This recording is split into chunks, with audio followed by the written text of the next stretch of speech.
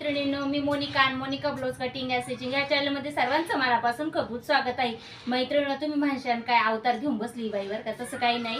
तर मला आज तुम्हाला ना मी जे ब्लाऊज शिवलेत म्हणजे नवरीचे ब्लाऊज आहेत त्याच्यामुळे तुम्हाला दाखवायचे मला कशा पद्धतीने मी ब्लाऊजची डिझाईन बनवलेली आहे, ब्लाऊज कसा बनवला आहे आणि कोणाकोणाचा ब्लाऊज आहे ते दाखवायचं आहे।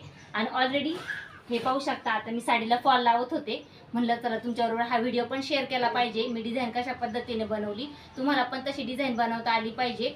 आणि आपले खूप दिवसातून व्हिडिओ आलेले नाही म्हणून मी खास तुमच्यासाठी आज हा व्हिडिओ घेऊन आलेली बरं का।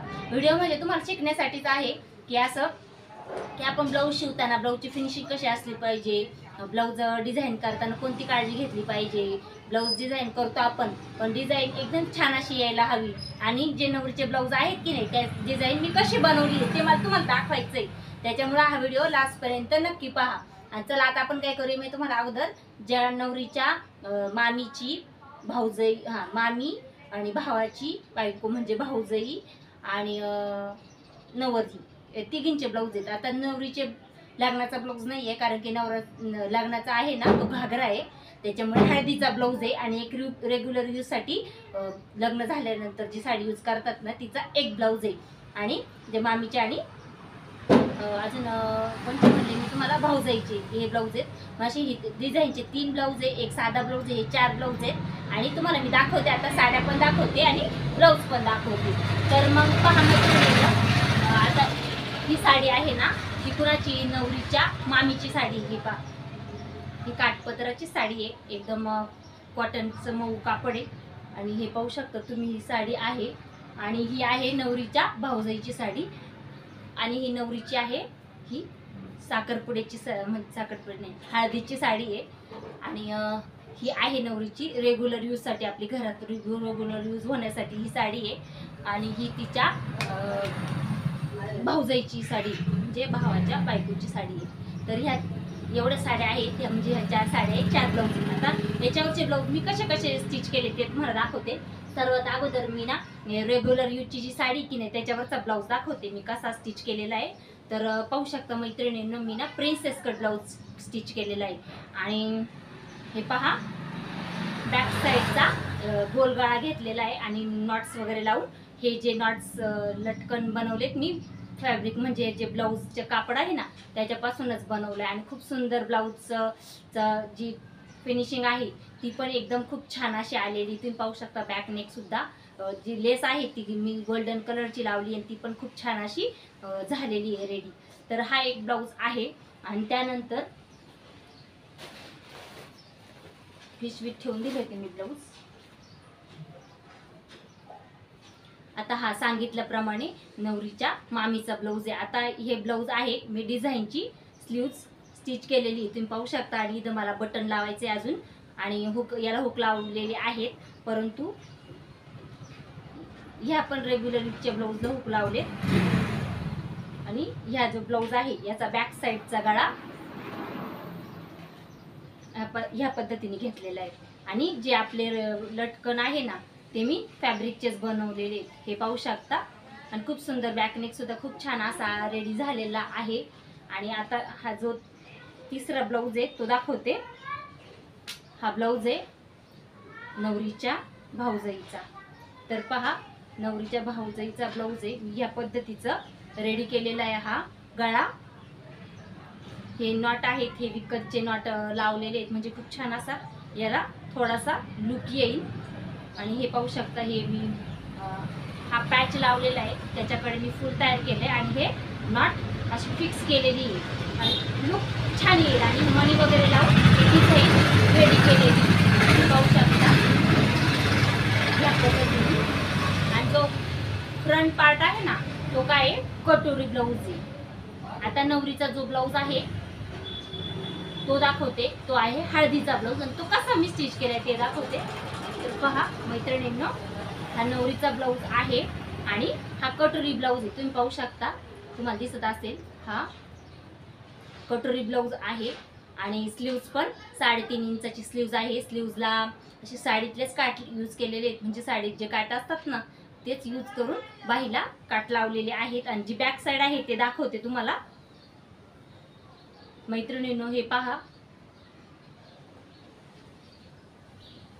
ही बॅक साईड आहे आणि ऑलरेडी मी खूप सुंदर हिचा नेक बनवलेला आहे. आणि हे जे लटकन आहेत ना हे फॅब्रिक पासूनच बनवलेले 3 लेअरचे लटकन आहेत आणि एकदम छोटे छोटे जवळजवळ ह्या ज्या 3 लेअर आहेत ना एकदम जवळ घेतलेले आहेत. आणि हे जे बॅक साईड आहे त्याला काय केलेलं आहे मी हे पाहू शकता इथं पॅच लावलाय. हे नॉट तयार केलेली आहे आणि ही फ्रिल तयार करून अशी मनी लावून डिझाईन तयार केली आहे. आतल्या बाजूने मनी लेस लावलेली आहे म्हणजे मनी लेस सारखीच आहे पण थोडीशी वेगळी आहे कारण की मी हाताने स्टिच केलेली आहे. आणि त्यानंतर हे जे कडनी लेस लावली आहे ती येलो कलरची लेस आणि त्याला गोल्डन कलरचं मिक्सिंग केलेलं आहे. तर पहा तू युट्यूबला आहे का ग? या पद्धतीने मी ब्लॅक साईडची डिझाईन कटिंग केलेली आहे स्टिचिंग केलेली आहे. मोबाईल जाऊ दे मी करेल कट आता पुढचा. नाही मी बघते युट्यूबला तुझं. हा का तुझंच बघून कटिंग शिकली. अगं बायो अगं हा ना तिला विचार मी काय शिकते. बोलताय. मी हिला लय वेळा म्हणलं हिला कुठतरी बघितलंय तर आता तू दिसली लय दिवस झाले आवाज जसं दुकान टाकलंय तसं व्हिडिओ बनवला नाही मी. म्हणलं चला आज छान बनवावा छान थोडस करते. प्रयत्न करावा नाही का हो? छान बनवते. जमतं का मग मला ब्लाऊज कटिंग करायला? मला पण जमतं ना. जमतं का?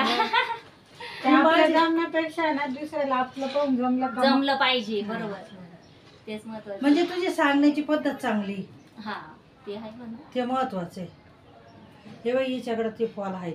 ते फॉल काय केवढ्याला आहेत? 15. मोठा मोठे नाही आहे का? होलसेल मध्ये पण 15. होलसेल मध्ये कसं काय 15 असेल? कमीच रेट असेल ना 15 लिहितो म्हणलं काहीतरी असेलच ना. तेच कलर मला भेटले ना ते 2च भेटले. मी एखादी फॉलचा माल आणते. हा ना ते चांगले आहे की नाही. हो जमली तुम्हाला डिझाईन बनवायला मी दाखवते त्यांना मला जमलं का नाही जमलं मला सांगा. हा छान जमले. दिसते चांगली छान दिसते. असं पाणी बसतं घातल्यावर भारी वाटतं.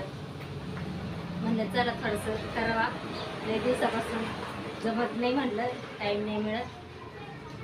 फॉल लावता व्हिडिओ स्टार्ट केलाय परत म्हणलं ती लोक आले का व्हिडिओ राहून जाईल आणि सगळं राहून जाईल. करेन कट. तर पहा मित्रांनो जे माझे युट्यूबर आहे सबस्क्रायबर आहेत ते आता आले होते त्याच्यामुळं मी कट केलं बदला गॅप. तर तुम्हाला मी काय दाखवत होते ते पहा. तर मी ही जी बॅकनेकची डिझाईन आहे ना ती तुम्हाला दाखवत होते की नाही बरोबर की नाही. आणि मग ही जी डिझाईन आहे ती अशा पद्धतीची फ्रिल बनवून आणि खूप सुंदर अशी मणी वगैरे लावून लेस बनवून म्हणजे या पद्धतीचा गळा रेडी केलेला आहे. आणि हा आहे तो पॅच लावलाय मी शिलाई करून म्हणजे शिवून काढलेला आहे हाताने. तर परत कस्टमर आलेत. Bye bye.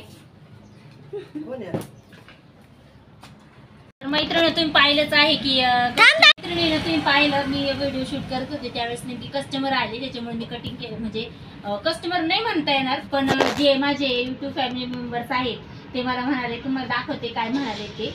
आणि तुम्हाला हा व्हिडिओ जर आवडला तर आपल्या चॅनल नक्की सबस्क्राईब करा, लाईक करा आणि शेअर करा.